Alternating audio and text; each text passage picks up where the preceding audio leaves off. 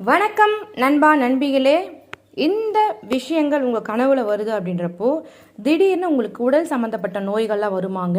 நல்லா இருந்தவங்களுக்கு இது மாதிரி கனவுகள் வருது அப்படின்றப்போ உடல்நல கோளாறுகள்லாம் ஏற்படும். ஒரு சில கனவுகள் ஒரு சில விஷயங்களை குறிக்கோங்க. நான் நிறைய பதிவில் சொல்லியிருக்கேன். கனவுகள் எதிர்காலத்தில் இல்லை நிகழ்காலத்தில் நடக்கக்கூடிய ஒரு சில ஆபத்துகளை முன்கூட்டி தெரியப்படுத்துறதுக்காக கூட ஒரு சில கனவுகள் வரும். ஒரு சில கனவுகள் கனவு கண்ட உடனே காணாமல் போயிடும், அது ஞாபகம் கூட இருக்காது. அது மாதிரி கனவுகள் கலைச்சி ரொம்ப யோசிக்க வேணாம். ஒரு சில கனவுகள் எச்சரிக்கிற மாதிரியோ பயமுறுத்துற மாதிரியோ வந்துச்சுன்னா அந்த கனவுகளை கொஞ்சம் கவனமாக எடுத்துக்கணுங்க. கனவு சாஸ்திரம் படி இரவோட முதல் ஜாமத்தில் கண்ட கனவு 1 வருஷத்தில் பழிக்குமாங்க. 2வது ஜாமத்தில் கண்ட கனவு 8 மாதத்தில் பழிக்குமா. 3வது ஜாமத்தில் கண்ட கனவு 4 மாதத்தில் பழிக்குமா. விடியும் வேலையில் அதாவது 4வது ஜாமத்தில் கண்ட கனவு 10 நாளில் பழிச்சே தீருமாங்க. நல்ல கனவுகளாக இருந்தால் யார்கிட்டையும் சொல்லாதீங்க. மனசை காயப்படுத்துகிற மாதிரியோ பயமுறுத்துகிற மாதிரியோ கனவுகள் இருந்தால் 3 பேருக்கு மேலே சொல்லிட்டீங்கன்னா அந்த கனவு பழிக்காமல் போயிடும். சரிங்களா? சரி, என்ன மாதிரியான விஷயங்கள் கனவுல வந்தால் உடல்நிலை சரியில்லாமல் போகும், அது மட்டும் இல்லாமல் ஆபத்து பிரச்சனை வரப்போகுதுன்றதை தெரிஞ்சுக்கிறதுக்காக சொல்லப்படுது அப்படின்னு பார்க்கலாங்க. இறந்து போன பெற்றோர் முன்னோர்கள் உங்கள் கனவுல வந்தாங்கன்னா உங்களுக்கு வரவிருக்கும் ஆபத்து அல்லது பிரச்சனைகளை இல்லை உடல்நல கோளாறுகளை சுட்டி காட்டுவதற்காக அவங்க வந்திருக்காங்கன்றது தெரிஞ்சுக்கோங்க. நீங்கள் மரணம் அடைவது போல கனவு கண்டா கூட அதை நினச்சி பயப்பட வேணாம். அது மரணம் அடைஞ்ச கனவுல வந்தாலும் பயப்பட வேணாம். ஒரு உறவினர் இறந்து விட்டது போல் கனவு கண்டா கூட உங்களுடைய பிரச்சனைகள்லாம் தீர்ந்து போச்சுன்னு அர்த்தம். நண்பன் ஒருவன் இறந்து போவது போல கனவு வந்தால் கூட உங்களுக்கு நற்செய்தி வரப்போகுதுன்னு அர்த்தம். ஆனால் கனவுல இவங்களாம் இறந்து போவது போல வந்த பிரச்சனை கிடையாது. ஆனால் இறந்து போனவர்கள் வீட்டில் சாப்பிட்ற மாதிரி, அவங்க அழற மாதிரி, புலம்புற மாதிரி, பேசாமல் போகிற மாதிரி, இது மாதிரி கனவுகள் வந்தால் அடுத்தடுத்து உங்களுக்கு பிரச்சனை வரப்போகுது.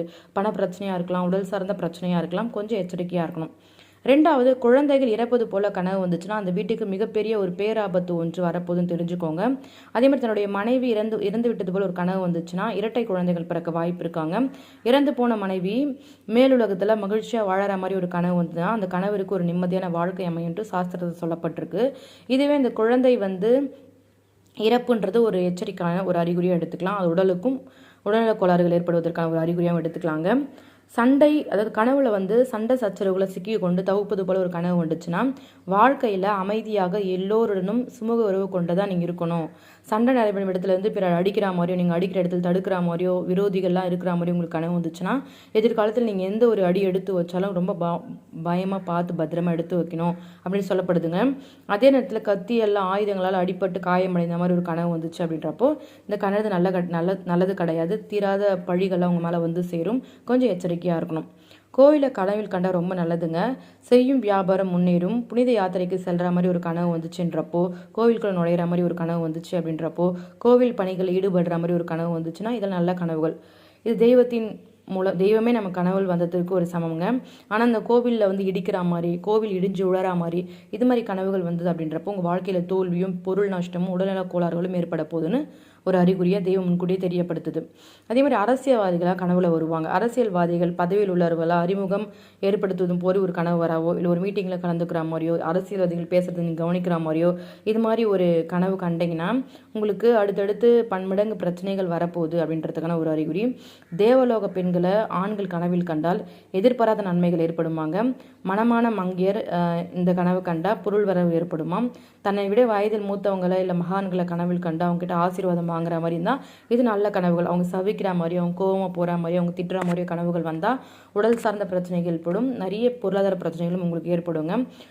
அதே மாதிரி கனவுல விருந்து வைக்கிறதுன்றது ஒரு நல்ல அறிகுறியே கிடையாது. கனவுல விருந்து சாப்பாடு யாருக்காச்சும் போடுறீங்க, பழத்தை யாருக்காச்சும் கொடுக்குறீங்க, அதெல்லாம் உங்களுக்கு பொருள் இழப்பு, பண இழப்பு ஏற்படுங்க. நோய் அல்லது விபத்தில் கூட உங்களுக்கு காயம் ஏற்படலாம். வீண்படி சுமத்தப்பட்டு அந்த பெயர் கூட உங்களுக்கு கெட்ட பெயர் கூட ஆகும். கனவுல இது மாதிரி இஞ்சிலாம் கனவுல வந்துச்சுன்றப்போ அது நோய் பாதிப்பு ஏற்படக்கூடும். அது நீ விருந்து வைக்கிற மாதிரி பழங்கள் நீங்கள் யாருக்காச்சும் கொடுக்குற மாதிரி கனவுகள் வந்தால் அது நல்ல கனவுகளே கிடையாது.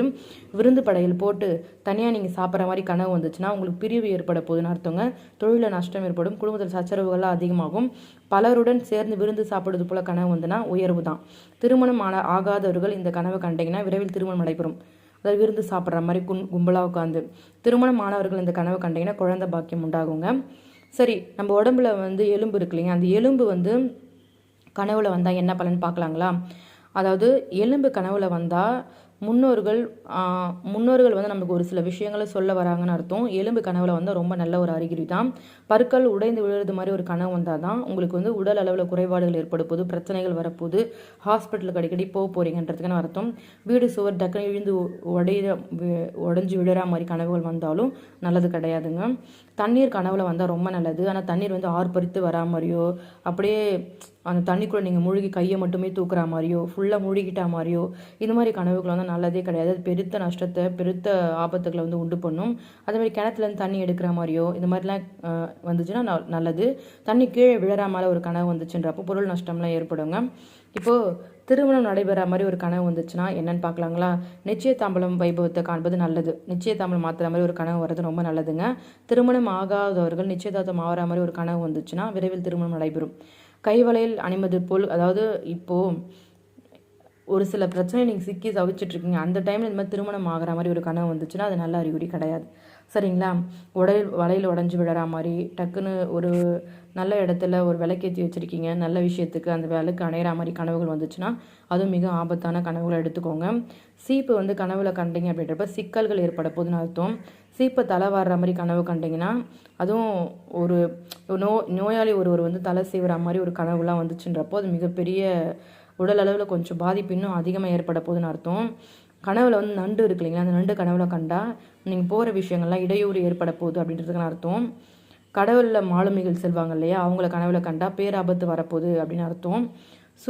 சூரிய கிரகணம் இருக்கு இல்லையா, அந்த சூரிய கிரகணத்தை கனவில் கண்டிங்கன்னா அது வந்து எதிர்காலத்தில் குடும்பம் மிகவும் கொஞ்சம் மோசமான நிலை அடைய போகுது, நிறைய பிரச்சனைகள் தொடர்ந்து உங்களுக்கு வரப்போகுதுன்றதுக்கான அர்த்தம்.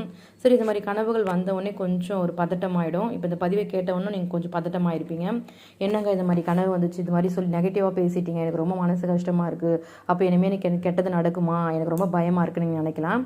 கனவு அப்படின்றது வந்து எதுக்கு வருதுங்க? முன்கூட்டியே நமக்கு வரக்கூடிய பிரச்சனைகளை தெரியப்படுத்துறதுக்காக இந்த மாதிரி கனவுகள் வந்து நம்முடைய இறைவன் மூலமாக வரப்படுது இல்லைங்களா? இந்த கனவுகள் கண்டவுடன் நீங்கள் பழிக்கக்கூடாது அப்படின்னு நீங்கள் நினச்சிட்டிங்கன்னா அந்த கனவை 3 பேருக்கு மேலே சொல்லி விட்டுருங்க.